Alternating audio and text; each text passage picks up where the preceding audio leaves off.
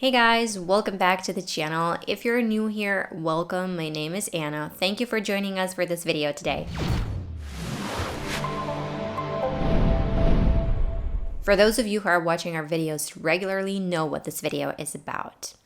The best ways to improve your speaking and listening skills on your own are active listening and imitation. In these videos on this topic, we take a scene or a couple of scenes from movies or TV series, break them down, analyze them, and practice. Active listening means that you're not just listening, you're analyzing the speech, taking mental notes of reductions and intonation, sounds, and different ways of pronouncing words. You're looking up the words and phrases you don't know, and then you're imitating, trying to reproduce what you've heard. You have to analyze. You have to know exactly what they're saying and how they're saying their lines in the scenes. If there's no subtitles, I'll reveal a little secret to you. You can find movies and TV series scripts online. And not only you could do that, but also, and this is when I'd like to introduce the sponsor portion of today's video, you could use a very cool app called Woodpecker Learning. And I'll talk about it a little later on in the video. We'll also talk a little about intonation and its importance in conveying a message. Which is why I took a couple of little scenes from the animated movie Trolls. We'll analyze them, going over the most important aspects of pronunciation in those scenes. We'll also watch a video clip of actors voicing the movie, and this is when we'll talk about intonation and its importance. If you haven't watched this video yet, you definitely should. It's very amusing. Ready? Let's start. Let's watch our first full scene. I don't do high fives. Slap it, boss. Not gonna happen. Here, just do this, but with your hand. Thank you for that demonstration. Really cleared up exactly what I will not be doing. Now I'm gonna read those lines. I don't do high fives. Slap it, boss. Not gonna happen. Here, just do this, but with your hand. Thank you for that demonstration. Really cleared up exactly what I will not be doing. The first piece. I don't do high fives. I don't do high fives. All 5 words are connected together, but let's concentrate on I don't though. I becomes ah. The word don't, when pronounced separately, on its own, or when it's emphasized, is pronounced with a true D at the beginning. An O diphthong, an N, and a true T or a stop T depends on the speaker. When it's in a sentence, on the other hand, unstressed, and with I at the beginning of the phrase, it's pronounced with a flapped T/fast D instead of a true D at the beginning of the word. The O diphthong remains in its position. The T, however, will be pretty much always stopped. Then it connects to do, and then we have high fives. Pay attention to the vowel sounds here. Double O in do, I in high, and fives. And this S at the end of fives is a Z sound, fives. It can be very beneficial to take a phrase like I don't and practice pronouncing it like a tongue twister. In this case, it'll help you work on the flap T sound. I don't, I don't, I don't. The next piece, slap it, boss. Slap it, boss. The word slap has a short A sound in it, ah. It is a short I and a stop T. To connect these 2 words together, think of them as one word, slap it, slap it. Connected means that there are no unnecessary pauses between words. And the word boss. Oh, and I should say that they speak with an American accent for those of you who don't know. So in this particular accent, the one this cloud speaks with, the word boss is pronounced with a short O sound, ah, boss.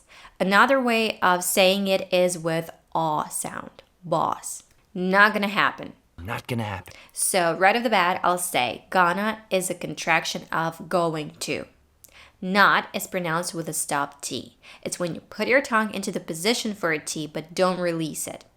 Gonna he pronounces with the schwa. Another way of pronouncing it is with a short O sound. Ah, gonna. Here, just do this, but with your hand. Here, just do this, but with your hand.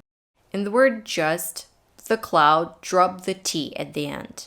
And this is what native speakers tend to do when pronouncing this word in about 90% of the cases. However, it would be dropped anyway because we connect 2 consonants together. So, Just do this. Then he makes a pause, but he pronounces very quickly with a schwa and a stop T, and then he stresses the word your.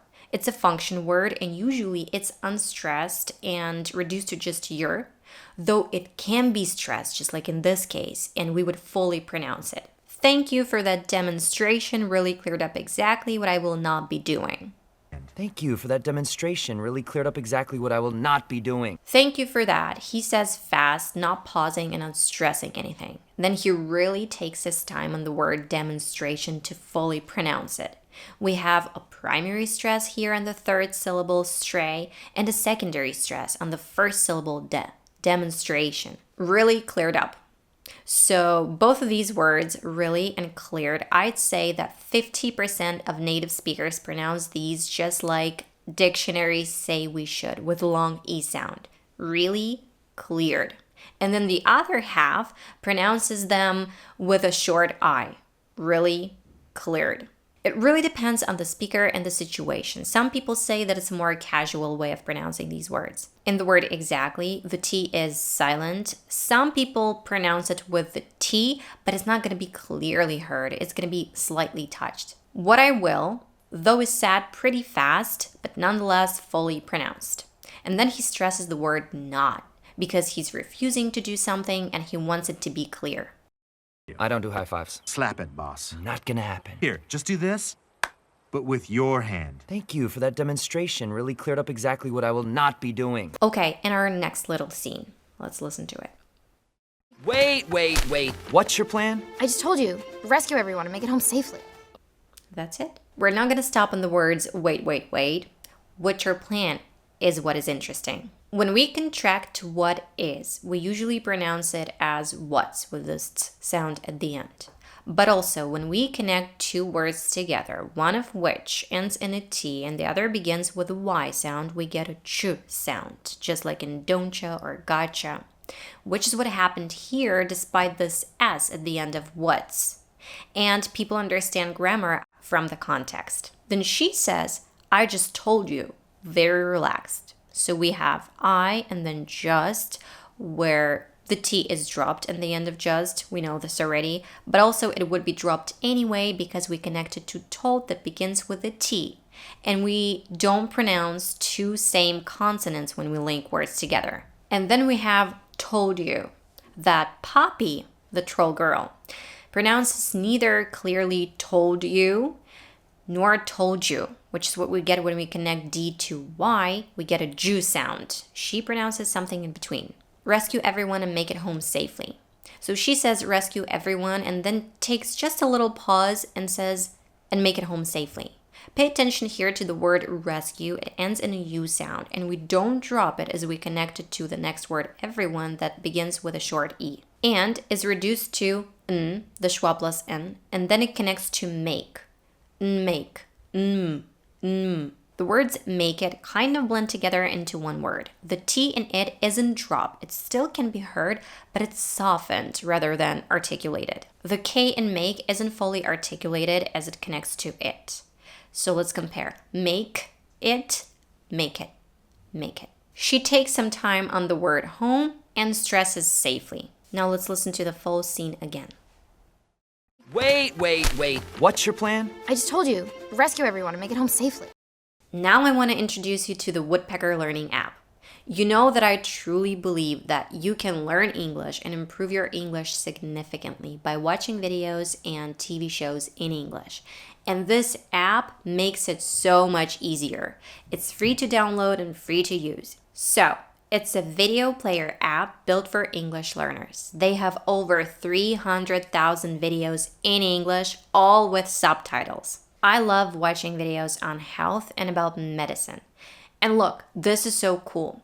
When you come across a word you don't know, you just tap on it in the subtitles and it shows its meaning or translation. You don't need to pause the video and browse for the word you don't know. Very convenient and saves lots of time. You can also save words you've looked up into your word history and go through them later. It'll help you learn new vocabulary faster. You can repeat phrases to improve your pronunciation, and you can also browse the entire script of the video you're watching. You can download it for free. The link is in the description and in the pinned comment. There are also in-app purchases to give you access to a web browser, which in a newer iPad running iPadOS lets you play Netflix too. As most of us are learning English at home by ourselves and exactly by watching videos and movies, I think it's a great app to make this process smoother and more enjoyable, because we all know how looking up the meanings of words we don't know takes away all the fun. So try it out and let me know what you think. Now let's talk about intonation just a little. For your story to be engaging, your voice should go higher and lower in pitch. The speed of your speech will differ. If you're an animated person like I am, you'll talk with your hands and facial expressions. But what if nobody can see your face? Then your voice, your intonation has to deliver the message. Your intonation can change or distort the meaning of your words. With the help of intonation, we show our attitude and our emotions. Nope, I don't do high fives. It could still be out there. Watching, waiting, listening. Are you scrapbooking my plan? There will be no more scrapbooking. Can you imagine actors, especially voiceover actors, not using intonation? They wouldn't be able to show their characters' emotions like anger, excitement, or happiness. In English, it plays a very important role. English, just like any other language, has its own unique melody. When you're shadowing, don't forget, and please don't be shy to copy intonation as well. It's not weird and it's not pretentious, and you're not overdoing it or overacting. Remember that it's natural for the people who speak English, for native speakers. Okay guys, that's it for this video. I hope you enjoyed it and I hope you found it useful. If that's so, give us thumbs up, subscribe if you aren't yet, and click that notification bell to be notified when we upload new videos, and I really hope to see you in the next one.